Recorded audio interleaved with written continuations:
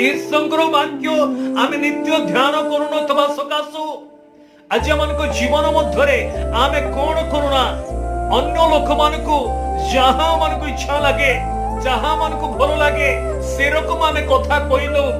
ଏପରି ଅନେକ ଆମମାନଙ୍କ ମଧ୍ୟରେ ଏପରି ଅନେକ ଲୋକମାନେ ଅଛନ୍ତି ଯେଉଁମାନେ ଦୁଃଖରେ ଅଛନ୍ତି, ନିରାଶ ଅବସ୍ଥାରେ ଅଛନ୍ତି।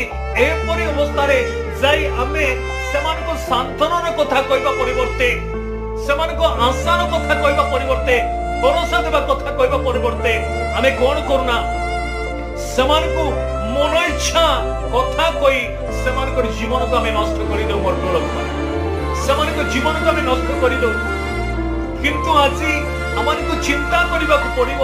ବାସ୍ତବରେ ଈଶ୍ୱରଙ୍କ ବାକ୍ୟରେ ଲେଖା ଅଛି, ଈଶ୍ୱରଙ୍କ ବାକ୍ୟରେ ଲେଖା ଅଛି ଈଶ୍ୱର କଣ କରିବେ?